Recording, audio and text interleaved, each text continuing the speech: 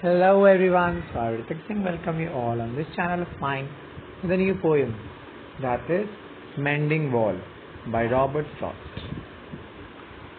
So basically what is there in this poem is कि दो neighbors हैं और ये हमारे narrator और उनका एक neighbor है. वो दोनों अपने बीच में दीवार आपने देखा होगा घरों के बीच में दीवार होता है. ऑफकोर्स अगर घर चिपका हो तो एक बीच में ज़रूर दीवार होता है. तो द थिंग इज़ दैट जो हमारे नरेटर हैं उनको उसका बेसिकली मतलब नहीं पता चल रहा है कि like what is the need of this wall. लेकिन जो नेबर हैं वो पुराने ख्यालात के हैं कि जितनी दूरी रहती है उतना ही लाइक प्रेम भाव बना रहता है. So this is the basically the main thing what is there in this poem. So let's start the poem. Something there is that does not love a wall. तब नरेटर हमारे क्या कहते हैं कि कुछ तो ज़रूर है जो इस वॉल को पसंद नहीं करता. मतलब क्या है कि ये वॉल बनी तो है लेकिन कुछ ना कुछ वजह से, ऑब्स्टिकल की वजह से, हर्डल की वजह से ये गिर जाती है, ये टूट जाता है और अगेन ये दोनों मिलकर रिपेयर करते हैं बार बार. तो नरेटर को ये लगता है कि ये इत्तेफाक नहीं हो सकता कि मतलब बार बार वो वॉल गिर रही है. इसका मतलब शायद भगवान भी या फिर चीज़ें भी नहीं चाहती, कुछ तो ऐसा सोर्स है जो नहीं चाहता कि हमारे बीच दीवार हो. So something there is that does not love a wall that sends the frozen ground swell under it. ठीक. फिर क्या है कि जो ये फ्रोजन ग्राउंड मतलब कि पहला ये क्या इनको लगता है कि शायद ये जो ग्राउंड है वो क्या कर रहा है, खुद ही सूज जाता है, खुद ही फूल जाता है और अचानक से इस वॉल को गिरा देता है. And spills the upper boulders in the sun. Boulders means क्या होता है, ह्यूज पीसेस ऑफ स्टोन. तो क्या बताते हैं पहला कि मुझे तो ऐसा लगता है कि जो अभी फ्रोजन लैंड है, जो ग्राउंड है फ्रोजन है, ऑफकोर्स हिलता डुलता नहीं है, लेकिन मुझे लगता है जब हम लोग यहाँ नहीं रहते तो ये अपने आप ही स्वेल हो जाता है और ऊपर के सारे स्टोन्स अपने आप ही भर भरा के गिर जाते हैं. And makes gaps even two can pass abreast. और इतना ज़्यादा मतलब वॉल्स एक ही बार इतना ज़्यादा गिर जाता है, टूट जाता है कि इतना गैप मेंटेन हो जाता है कि एक साथ दो लोग एकदम सीधे सीधे चल सकते हैं. मतलब कि ऐसा नहीं है कि एक दो ईटा गिर जाता है, वो भर भरा के ऐसे वॉल गिर रहा होता है हमेशा कि उसमें से दो लोग एक साथ जा सकते हैं. The work of hunters is another thing. I have come after them and made repair. अब क्या बात है कि पहला एग्जाम्पल देते हैं कि शायद ये नेचुरल रिसोर्सेज का काम है जो हमारे बीच दीवार को नहीं रहने दे रही है. सेकेंड एग्जाम्पल देते हैं नरेटर हंटर्स का, जो मे बी रैबिट वगैरह कुछ भी पकड़ने आते हैं और वो जल्दी जल्दी में दीवार से टकरा जाते हैं और दीवार गिर जाती है. So maybe they are the second reason where they have left not one stone on a stone but they would have the rabbit out of hiding to please the yelping dog. Yelping means barking dog. मतलब यही है कि पहला example इन्होंने frozen ground का दिया, दूसरा इन्होंने दिया हंटर्स का, जो कई बार चीज़ें पकड़ने के लिए, डॉग्स को प्लीज करने के लिए, डॉग्स के इधर करने के लिए रैबिट्स का यूज़ करते हैं. एंड देयरफॉर वो जानवर दीवार कूद वगैरह के उस शायद दीवार गिरा देते हैं. The gaps I mean no one has seen them made or heard them made. तो पहली मैंने कहा कि ये दोनों एजम्पशंस हैं अंडरग्राउंड और हंटर्स का, क्योंकि कभी भी ना ही नरेटर के नेबर ने ना ही नरेटर ने किसी को ये गैप मेंटेन या बनाते हुए देखा है या सुना है. But at spring mending time we find them there. लेकिन फिर जैसी स्प्रिंग में हम लोग क्या करते हैं, उसको मेंड मतलब वापस बनाते हैं, तब हम लोग को लगता है कि ये ईटे फिर गिरे हुए हैं और फिर हम लोग को बनाना पड़ता है.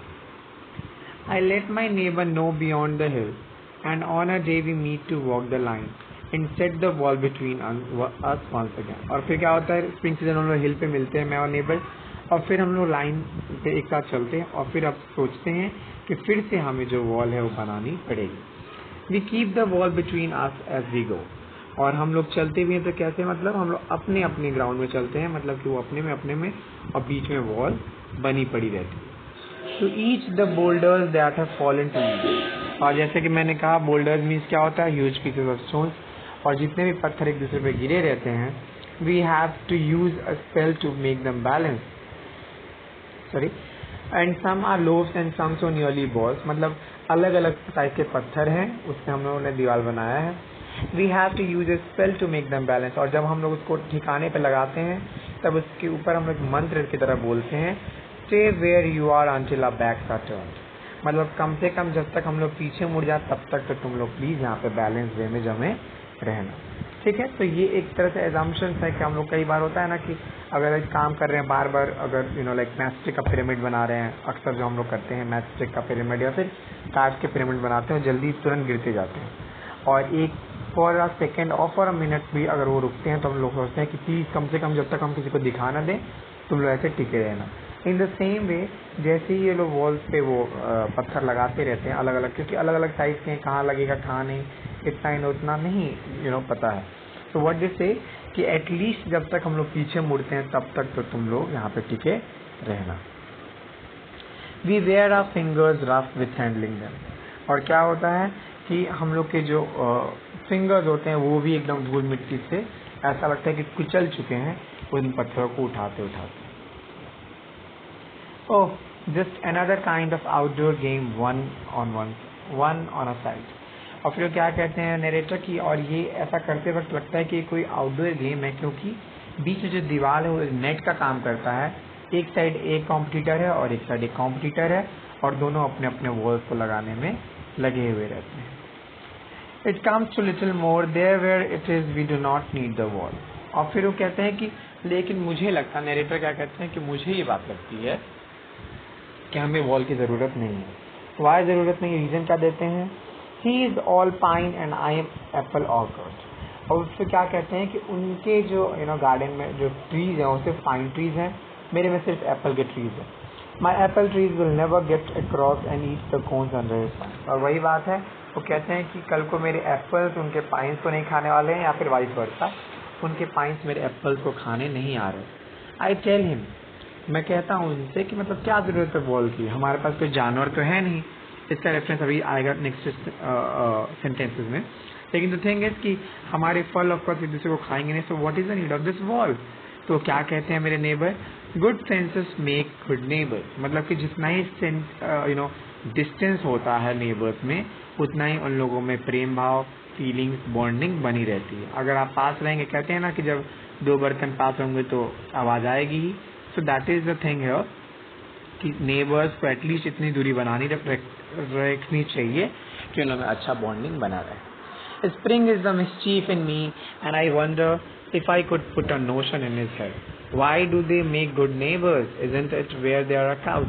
वही वो कहते हैं इस नरेटर कि अगर स्प्रिंग मेरे अंदर भी घुस जाता, जिस तरह एक मौसम में स्प्रिंग होता है ना, बसंत ऋतु, जब सबके अंदर एनर्जी आ जाती है, न्यू एंथुसियाज्म, न्यू पैशन जगता है, काश वैसे ही मेरे अंदर भी ऐसा हो जाता कि मैं उसके दिमाग में डाल पाता कि हमारे पास कोई काउज नहीं है और यहाँ पे कोई भी काउ नहीं है जो एक दूसरे के फल को, गार्डन को खराब करने वाली है और जिसके वजह से हम लोग को किसी वॉल की ज़रूरत पड़ेगी। Before I built a wall, I would ask to know what I was walling in or walling out, and to whom I was like to give offense. फिर वो कहते हैं कि जब मैं दीवार बनाता तो मुझे खुद नहीं समझ में आता है कि मैं ये वॉल क्यों बना रहा हूँ। ऑफ कोर्स ये किसी के लिए ऑफेंसिव नहीं हो सकता, बिकॉज ना ही मेरे पास कोई ऐसा एनिमल है जो उनकी चीज़ों को ख़राब करने वाला है, ना ही उनके पास कुछ ऐसा है जो मेरी चीज़ों को ख़राब करने वाला है। So it's unreasonable to build this wall. Something there is that does not love a wall, that sits, it wants it down.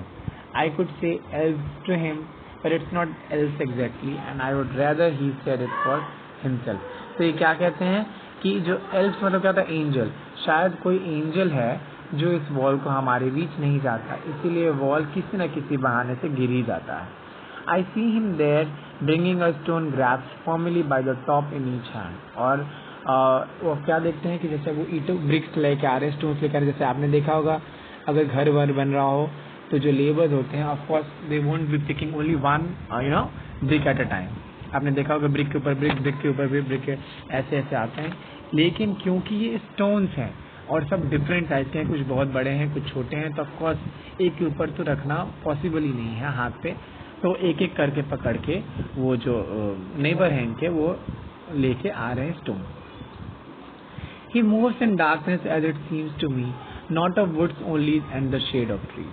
और वो क्या कहते हैं कि रात में भी वो उस दीवार को बनाने में लगा हुआ है मेरा नेबर, ये जो रात है वो सिर्फ लकड़ी या जंगल के छाए का नहीं है, बट सचमुच डार्कनेस हो चुकी है, फिर भी he is mending that wall. He will not go behind his father's saying, and he likes having thought of it so well. He says again, good fences make good neighbors. और फिर वो क्या होता है कि वो कहता है कि मेरे पापा भले ही जो कहते हैं नरेटर कहते हैं कि जो नेबर है he says कि भले ही उनके पापा अच्छे नेबर्स बनाने में कामयाब रहे या नहीं रहे, that doesn't mean to me, but the only thought I have in myself is that good fences make good neighbors. मतलब अगर बीच में आपकी अच्छी एक दीवार है तो आपका बॉन्डिंग बना रहेगा, अगर आप पास रहेंगे तो लड़ाई झगड़े होंगे और बॉन्ड में रोज खटास ही पैदा होगी. So this was all about the poem Mending Wall. Thank you so much. Do like, comment and subscribe the channel.